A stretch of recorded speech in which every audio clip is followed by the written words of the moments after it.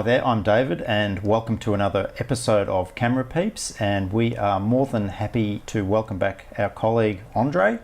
Good to be back. Welcome. And today, Andre, you've brought in something else from your collection. Yeah, I've brought in what they call a laptop video editor, and this is made by Sony, and it was to revolutionise portability of editing with videotape. So this particular one here came out around about 2000. Prior to that, if we can just go up to our slides, a minimal sized edit suite was something like that. So you had, as an absolute minimum, two 19-inch rack mounted machines, and you also had a couple of monitors and speakers and things like that. So there's quite a bit to sort of move. So the idea of this system was to actually be able to edit out on the field. Now, the advantages of being able to edit remotely were the fact that you didn't have to tie up satellite time, for example, for news to send back lots of unedited visions. So that meant you could cut things down, and you could also get news reports updated on site. So this is the first thing that came out. Now, it took the Betacam tapes. So basically, Sony developed the SX system. The yellow one. Which was sort of like a downgraded version of digital Betacam, and it also meant that you could get more recording time. So an average tape like this would give you 60 minutes, and that was an improvement over the SP tapes, which only gave you 30 minutes. Now, you can use SP tapes in the system, and that was important at the time because in the late 1980s, when a lot of the TV stations did change to SP, that obviously the tape libraries were full of SP tapes, right, and they would have had pallet loads of SP tapes for going out on the road. So the fact that they could... Yeah, well, Betacam revolutionised the getting smaller of the videotape system, so it was all about getting more for less type of things. So anyhow, the standard SP Betacam became 30 minutes. So we can use these. So how these tapes went into this machine, basically you had to pull the machine apart and put the tapes in like so. So this particular one, you had to crunch it down and put them in. And then, like the previous photo we had a look at, this is two VTRs in one. These actually came in two halves. So what you did is you put the two halves together, so you had a player and a recorder side. So in this particular example, we've set it up so that we can dub from the player side to the recorder side. So we could use assemble and insert editing, and we could run it from there, and you could adjust the audio levels. So can I just throw in a question? Yeah, so sure. This is about 2000? About 2000, right? Yes. So nonlinear editing was probably still in its early phases? Yeah, it was. The transitional stage was starting to happen. We had to let go of the video tapes and get into the laptop, which you've got here. Yep. You can now perform 10 times more powerful editing functions than what this could ever do. But at the time, I mean, I remember if a big enough news event happened, they did actually have road cases for those BVU800s and CRT monitors, and they took the scene and flew them overseas. That's right. Which is pretty incredible. So this must have changed. So this being like a small suitcase size unit was quite revolutionary in that it could actually run portable. It didn't need any power. It was completely self-contained on these two batteries, these V-Lock batteries. The Infillivium batteries were the latest power storage device, which was quite amazing because I had to go on a trip with you, as you remember. I do, and we did the Centenary of Federation, and that's me back in around about 2001. You haven't changed a bit, and we didn't have to Photoshop You're just being anything. a bit too nice there, David. Yeah. But that is a legitimate job we were doing for the Centenary of Federation, and what we were doing there, David, you were the cameraman. Well, there was three. I think there was 2 or 3 camera people. There was, but you were one of them, and you were the main coordinator of getting the tapes back to me. And what I had to do with this same system here is I had to, out of these ongoing speeches they had, we had to cut down enough vision to go back to the ABC in Melbourne so as they could use it in their news. Well, my recollection was that because the event happened on the border of New South Wales and Victoria, and I do recall that it was over a weekend. That's correct. And that typically is when TV stations run lean with news crews. So we were actually working for the organisation themselves, and it was a pool situation. So my recollection was that we were just crunching down footage, and we literally had to drive to the local TV station to play it out. And I do recall there was quite an interest in this story. Well, that's right. Yeah. And you were between 3 cameramen. I mean, I was getting a few hours of footage an afternoon, so that's quite a bit to have to cut down. You just couldn't put your mouse on the play bar and drag it across. No, you physically had and to you go. had no undo. You just simply had to spool through the tape like I am here, and this is just some footage we had in the machine.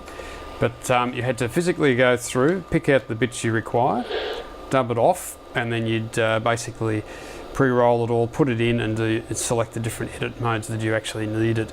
So, it was a pretty convoluted sort of a thing. It's funny how in the camera world there's a bit of a joke going around at the moment that the saying is everyone's a DOP until they have to pull out a light meter, and I would say this editing's this old school editing, a lot of people would probably struggle with.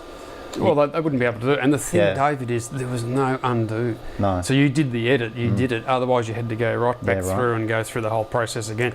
But we had to cut down these camera tapes, as I recall, to actually get them to play out to the network. So we'd have to go and find a play out point. So we had to pick this up, and we were able to go to a play out point, which is generally a GPO, connect it up and play out these bits of footage. So out of that, let's say we had 3 hours of footage, I had to get it down to about 2 or 3 minutes of the best stuff. So then when it got sent back to the station, they could then pick out the best 30 seconds out of it. And I would say now, reflecting on this stuff, that I can see why the editors of your era or our era are much sought after. I notice, in big productions now, because they're used to working fast and understand the importance of time to get things. That's correct. Yeah. So this was interesting. Now, the other revolutionary thing about this at the time was we actually had to get from where we were shooting to the GPO, which all the post offices had a play-out terminal, which went through Telstra or Telecom, as it were. Can I just throw in one question there, because that was an analog input. Correct. And you had to take your 5-pin.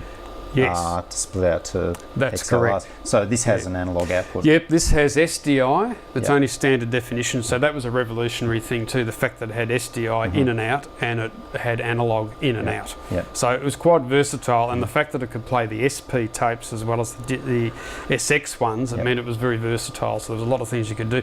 The other thing I had to do with one of these once was actually convert a composite video signal to SDI, and this could actually do it. So it cross converts. So it actually had to do that in one particular situation. Because sometimes before the whole smartphone thing, a lot of people would shoot stringers in regional areas would shoot something on a handy cam or something. And the news crews would turn up and say, well, how do we convert this to videotape? So this was obviously this had a few other advantages that people sort of invented along the way. So I had actually used this particular machine to convert composite to SDI digital to get it into a system. So they were quite a clever thing for their time.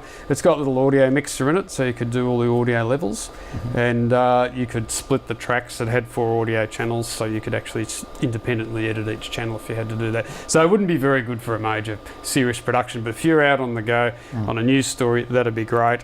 As is when we had to go from one location of shooting to a play-out point, I was actually on the bus editing with this, and people were staring at this thing, wondering, what is he doing? Well, I can imagine when this would have been launched at NAB in Las Vegas, that was probably huge news. It was huge. Yeah. And the fact that we're down to a little laptop now that can do 10 times more, it's quite, and that's only a period of 10 plus years. So things have changed. But I don't think there's too many of these survive, and this one is actually working perfectly. And also another testament to their build quality is they were split in half, and they were often put in link vans. That's correct. So they really spent their life getting bounced around, literally life on the road, getting bounced around. Well, this one, if you look at it carefully, it was actually cut in half. And it was sent out to 2 different locations, but it's now been put back together again as an edit suite. And there is, like the studio ones, there's a 9-pin protocol system which they each talk to each other for doing all the pre-roll and insert edits. But I think the most strangest thing is the fact that the panels come up and the tapes have to actually go underneath, and it makes that horrible crunching sound to. Which goes against everything we were taught. Don't That's force right. the tape. Be gentle Yeah, with it. Don't yeah. force it, but you have to put it down with a fair bit of pressure. But you know, it works, and I think that was just an interesting little bit Absolutely. of past And I'm in and looking- out technology. Yes, and I'm looking at the back of it now. So it's got the machine control. What is it? The RS. What's It's the got the whatever it normal is. 9-pin protocol connector. And lots of XLR Yes, you can get audios in and outs. composite component, all sorts of things. So I mean, you out could of have, it, if you had to, if an edit suite broke down in the newsroom, you could literally just pull this out. Well, You could do a yeah, lot with it. but And did it have that? What is it? The dynamic tracking heads or whatever, where you could pause it? only with the SX tapes. I've only got Okay. SP tapes in at the moment. I didn't bring any SX ones, unfortunately. But if you can see on the overhead shot here, that you can actually see that it's actually breaking up when it's in search mode. But SX clean frames, you can even do slow motions and still frame edit master copies. But that perfect freeze frame could have been important. And in the news environment, you have to think of everything that could happen. Well, that's and right. if you did have to play a story out on location, the fact that the directors would have been very happy that it was queued up on a nice clean frame. I mean, you could roll live on location with this, but of course you'd have delay issues. But I mean, like I was saying before, it was really about cutting the bulk of stuff down. But even the LCD screens in those days would have been... Well, this is... You probably noticed too, it's 4x3. I know. So what happens which, if it's 16:9, you just have to watch it squash. There's no... Okay. Well, I think there is an adjustment in there, but okay. I've only used it for 4x3 applications because it really only had a very short life because the laptops came out and memory got cheaper. Who would carry this around? True. When you've got a laptop, and the batteries were the other thing. You could, I think you could get probably about an hour and a half out of the batteries, but each unit was individually powered. So I noticed that power, there's no kettle cord or jug plug. No, you could plug a standard camera power supply into But it. it had to be 4-pin, but you would have needed a power supply to convert mains to 12 volt. Correct, and look, you could get one of those or run it off a 12 volt system. Yeah, It's a standard 12 volt, the same as what the cameras and the monitors had. You could actually do that. I'm sure around the world, people were connecting them to car batteries and cigarette lighters and things to get them to work. They definitely did. In fact, I'd done that myself on one occasion because we were using this as a field recorder. And the other good thing about this was both sides can record. So you could do a dual recording on location. So if you did get a fail, you've still got the other one. So that was very handy. How many hours would you get out of the set of heads? Because the SX, that was one of their really strong features. Well, I've used this for other applications other than portable, and it's gone for hours. That's all I can say. And I've only had a head clog was about the worst thing that's happened. Putting an old tape in, but generally speaking, quite reliable. Great. And is this getting any use? Do you get people calling you up for SX dubs? It got used for one sort of application. It was for a movie that they needed something in a period of time because just no one seemed to have one. And I think we only got a few in the country here because, as I was saying earlier, it was really in and out, and we're onto the solid state stuff pretty quick. But this is like an interim period. And I think they made a digi-beta version of this half. I believe they did. I've never actually seen one because I think by the time it sort of came out, it was, as I say again, we're back onto the solid state laptops, and like, who would want to carry this around? And can you just clarify again, what was the procedure? There was assemble, edit, and edit and insert edit. Yes. With this particular one, you could do, it's the same as what the standard edit suite would do with the Betacam systems. So assemble edit meaning a non-blacked tape, if you want to use the term, or non-control track encoded tape.